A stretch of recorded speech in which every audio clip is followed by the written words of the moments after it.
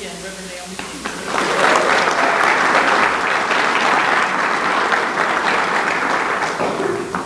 So please pray with me. Ah, beloved God, you we know by so many names and as the name unnamed. You know us by our many names, the ones our ancestors gave us and the ones we take for ourselves, and the ones that reveal our deepest hearts to you. On this Sunday, remembering your servant, the Reverend Dr. Martin Luther King Jr., and all those who have ever been your prophets and liberators and builders of freedom and equity and compassion, help us remember the names you have given us in our deepest hearts and live into them. Amen.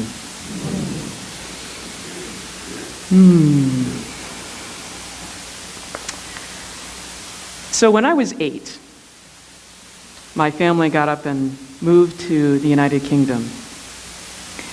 And I learned all kinds of new words, and none of which we want to repeat in church. But one of them I learned when I was cast for the school play, which was Sleeping Beauty, and I was cast as the sole thorn growing up outside the castle. And I said, well, why do I get to be the thorn and why is nobody else the thorn? And the teacher used a racial slur with me and said, that's because you're this. Which confused me because I didn't know what the word meant. So I just knew it was bad because everybody else in the class knew this was bad and I was the only one and therefore it was a problem. And I went away with that heavy in my heart for a while, and I crept under the hedge next to these people who lived next door, an older couple that had been very much like my grandparents, except we were away. And I said, do you know what this word means? And they said, well, you don't say that word in polite company. And I said, oh, okay. So I was still confused, and I ended up, this was an Episcopal school, talking to the priest about it. And I don't understand why I'm called this word. And the priest said, well, we're all called different things, and we're called to be in different ways in this world. And God knows us, whatever the names that other people are calling us. You just have to be the best at whatever you can be. And so I've been working the rest of my life to be the best thorn I can be in people's sides as we work for justice. I was cast as that thorn, and I was not going to let that one go. Because, like the widow in our story from Jesus through the Gospel of Luke, right? The widow, we don't know her name.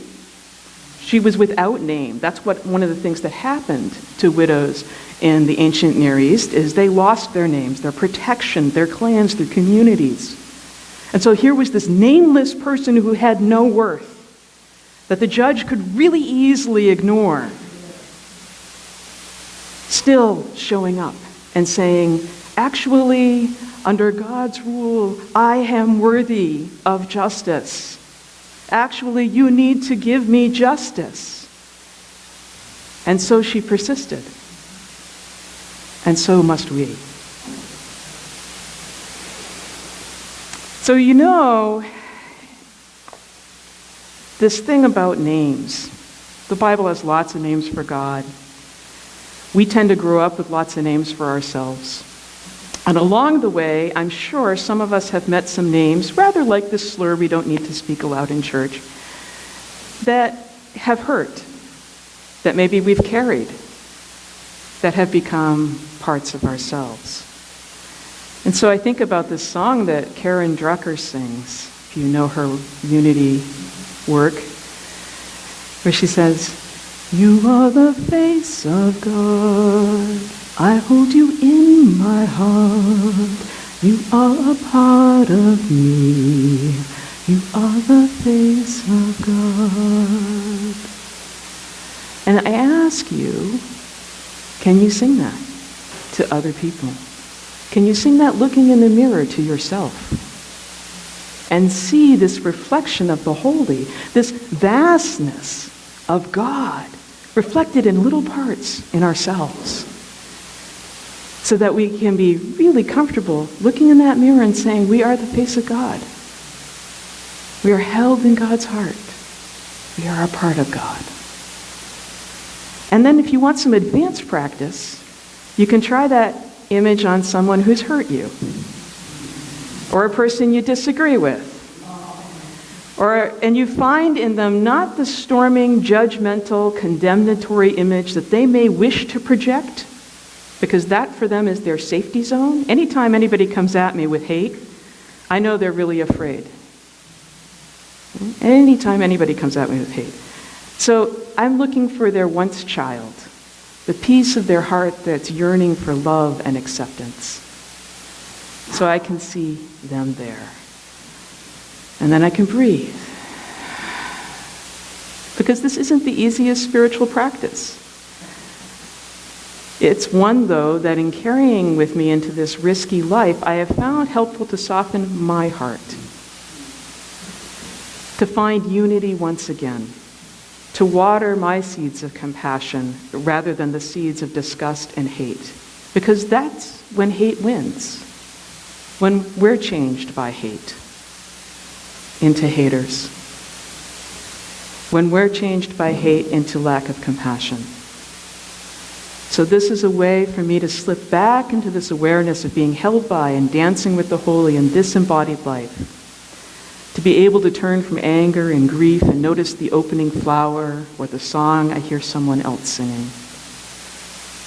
So when I was small, one of my favorite things to do was slip out the door down to the lake and dive in.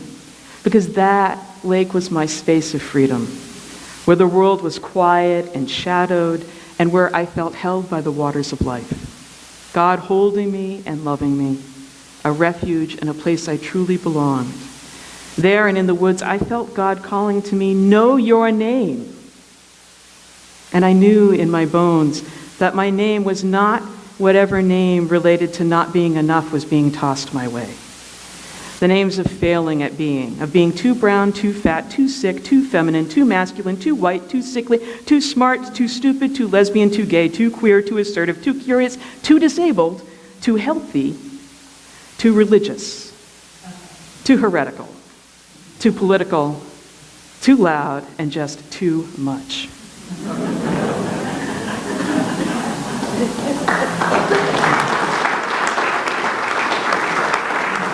I bet you know those names too, right?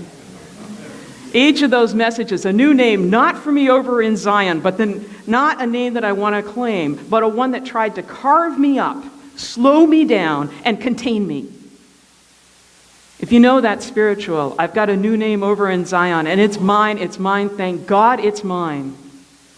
Then think of the enslaved people seeking dignity and understanding and faith, not to being called by the names that their enslavers were using, but the name that God knew them by.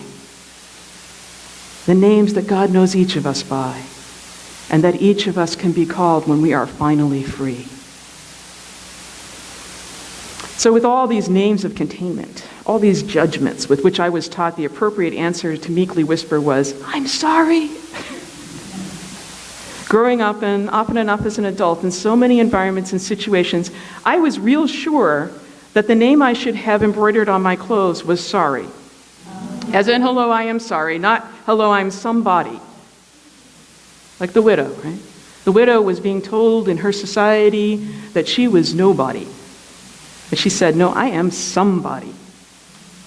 And as Sonia Renee Taylor observes in her brilliant book, The Body is Not an Apology, living in a female body, a black body, an aging body, a fat body, a body with mental illness, is to awaken daily to a planet that expects a certain set of apologies to already live on our tongues. For so many of us, sorry has become how we translate the word body. They are not the same thing.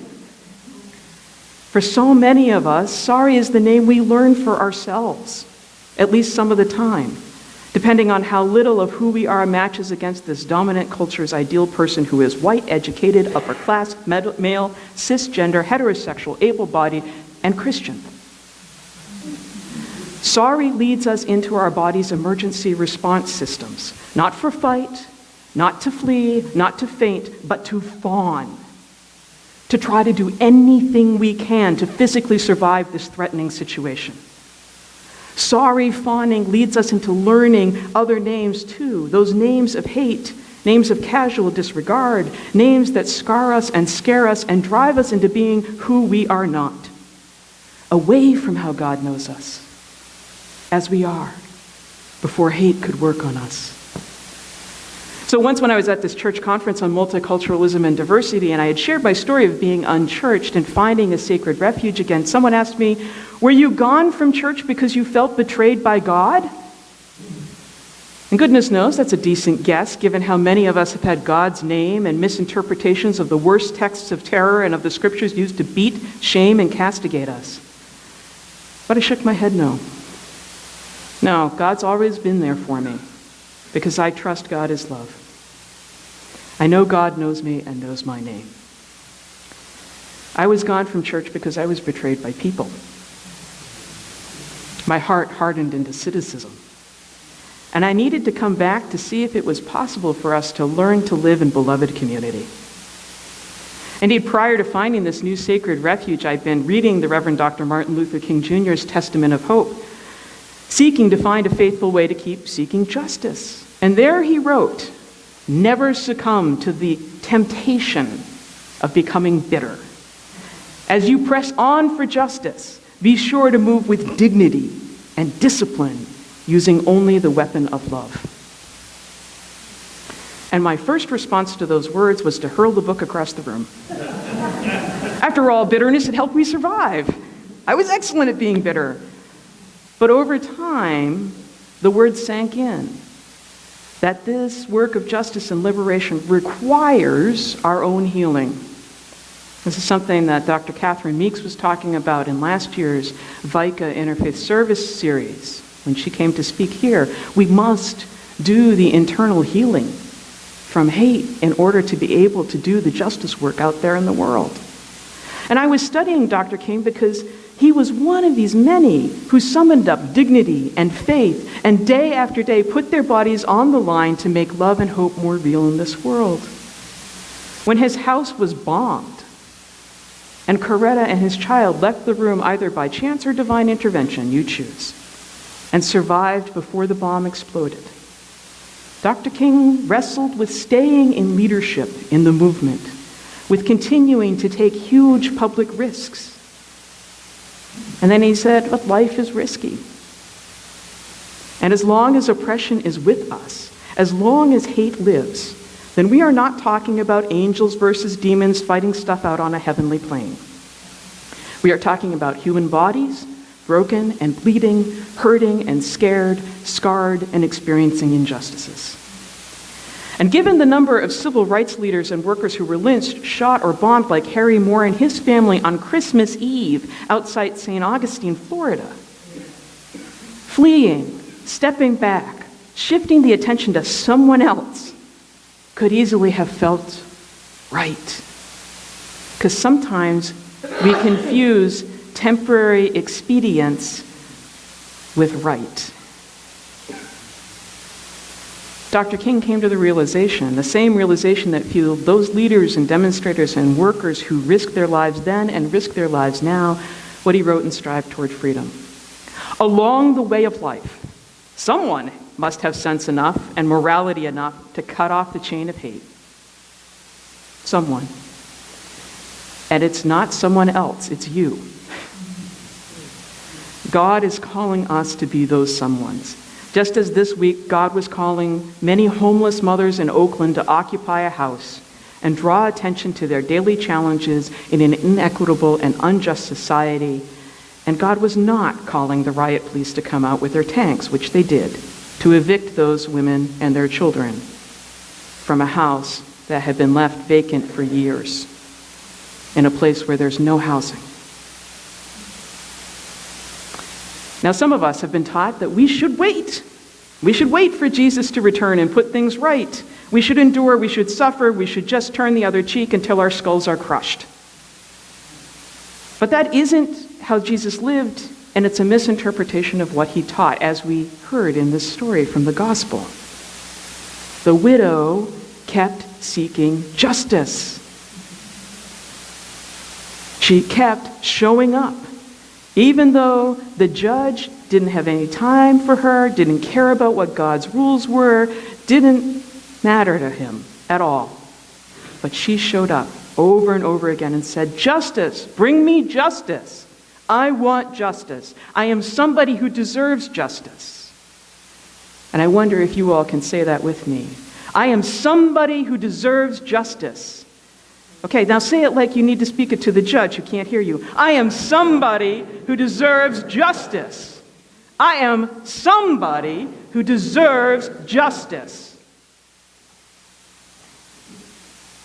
That's what God's calling us for. At the Montgomery bus boycott of 1955, Dr. King told us, justice is love correcting that which revolts against love.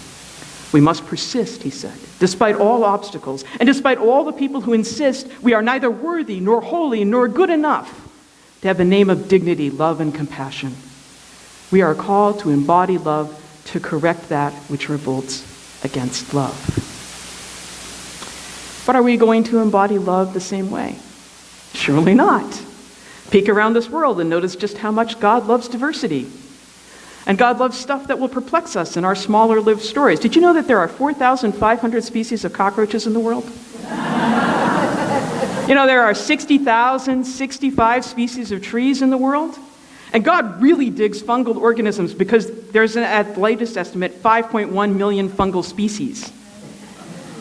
But only one currently living species of human beings, because we take more work, apparently. We overtook and absorbed all the other species. And yet, how amazingly diverse are we within this one species? You know, I grow apples in the summer. That's part of my summer job. I'm a farmer. And in the apple orchard, we have more than 85 varieties of apples, but there's still only one kind of fruit, an apple. I have lots and lots of different kinds of ways of being human. We're still human.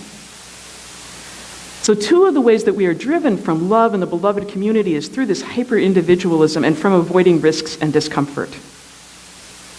How many people here love risk and discomfort? Yeah, right? You know, it's everybody's going, oh, you know what, I need some more today. I really like some more risk and discomfort. We can't fail, right? If we're afraid of risk and discomfort, we can't fail. We can't make mistakes. And indeed, the ability to avoid most risks and be comfortable as a usual state of being is one of the indicators of privilege in our larger society. And so in this United States country, we are still living in a white supremacist culture. Robin DiAngelo, an anti-racist activist and author of White Fragility, writes, whiteness rests on a foundational premise, the definition of whites as norm, or standard for human, and people of color as a deviation from the norm. The very term people of color. Just as news reports, note black or brown skin, but don't report the range of skin tones commonly called white as such. It's notable for whiteness, and white supremacy culture is synonymous for human.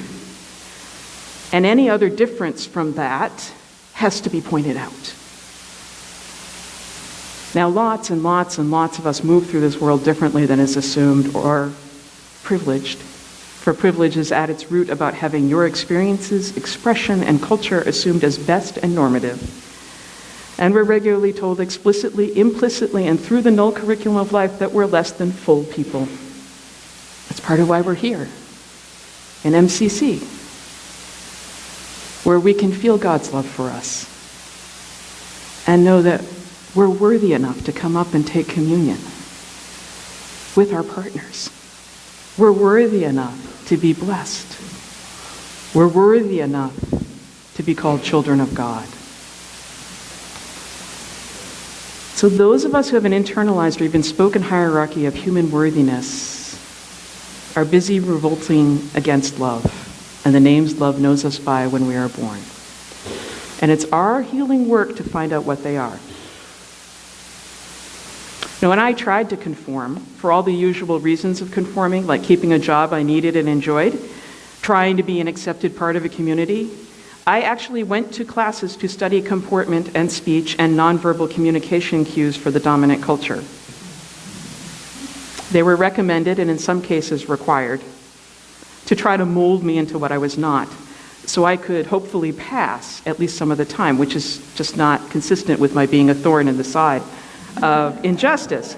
And yet, consistently, I've spent most of my life not passing as whatever is considered desirable and worthy.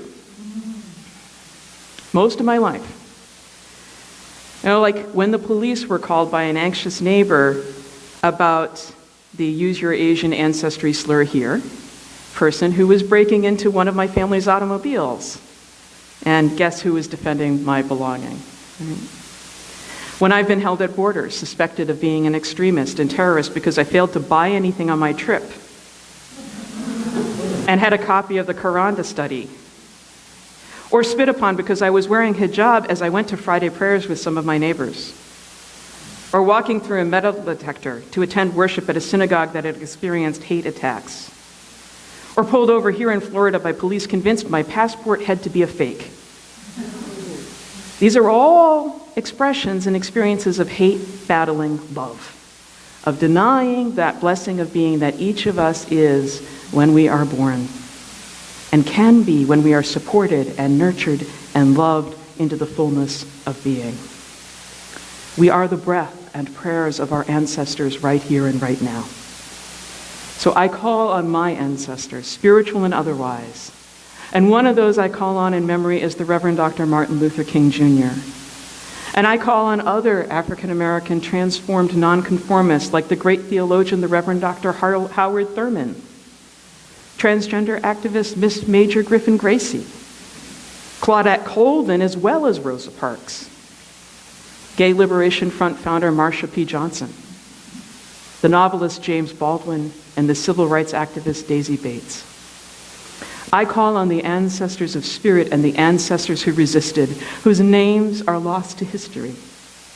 And I call again and again on the beloved, who in turn is calling us to love one another, no exceptions, and create a world of justice. We can choose a different way. Hate crimes are up. Hate and fear is daily bread in this supremacist culture. We have to be worried about church shootings and other houses of worship going up in flames. But we can give thanks for the many who fought to make love more real and dispel hate. And we can keep our own fight, our own resisting through our lives, because we are somebody who deserves justice. So when the waters of hate threaten to drown out your true name, the name God knows you and loves you by, not the names others beat you with or you've learned to beat yourself with. Stop, breathe, open your heart to prayer. Turn to your bulletin right now. Take out a red sheet. Smaller and thinner paper if you don't see the color red. And this is a name of hate you're ready to give up that you no longer have to carry with you. Write that down. You'll be bringing them forward in just a few moments. And we're going to give those to God, because God can absorb our hate. Take it up and take it away from us. And on the other sheet of paper, I want you to write, even if it's like most secret name to yourself, of how you want God to know you and love you. Are you love? Are you compassion? Are you wholeness? How you want to be spoken to. That's the other paper, and you're going to keep that one. God, Dr. Martin Luther King Jr. took his sorrows to God in prayer because God is love, and God knows you as you were born and wants you here. And as Linda Hogan, the great Chickasaw poet, says in Dwelling, suddenly all my ancestors are behind me. Be still, they say. Watch and listen. You are the result of the love of thousands. You are the result of the love of thousands. We are the result of the love of thousands. And in your pause of prayer, remember, you are the result of the love of God. And you are somebody worthy of justice. You, me, all of us, the ancestors of love for generations to come, whether or not we have biological children. We have these names. And we can put down the names of hate. Be as we were born. Children for whom each has a rising star and a breath of prayer from our ancestors to bring more love and justice into this world. Amen.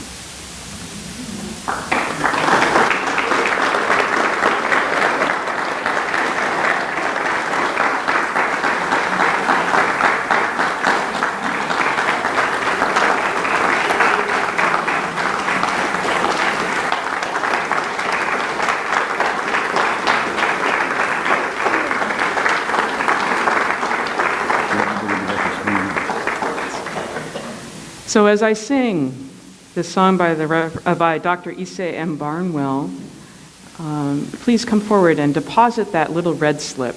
We're going to let that slip of hate go in the blue container here. For each child that's born, a morning star rises and sings to the universe who we are. For each child that's born, a morning star rises and sings to the universe who we are. We are our grandmother's prayers. We are our grandfather's dreamings. We are breath of our ancestors. We are the Spirit of God, mothers of courage, fathers of time, daughters of dust, and the sons of great visions. With sisters of mercy, brothers of love, lovers of life, and the builders of nations, seekers of truth, and keepers of faith, makers of peace, and the wisdom of ages. We are our grandmother's prayers. We are our grandfather's dreamings. We are breath of our ancestors. We are the Spirit of God. For each child that's born, a morning star rises and sings to the universe who we are. For each child that's born, a morning star rises and sings to the universe who we are. We are one. And now, let us take the flame and offer these names of hate to God. We don't have to carry them anymore. Let them go and hold on instead to those names of love, living into those. Sure.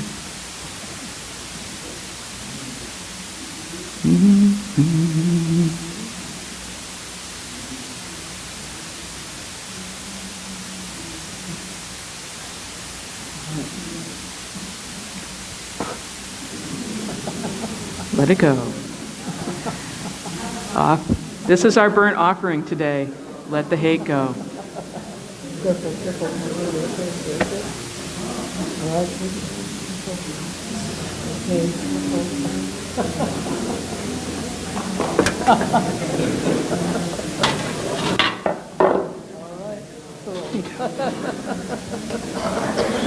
There we go. Now we know what happens when you put 150 pieces of wish paper in a single place.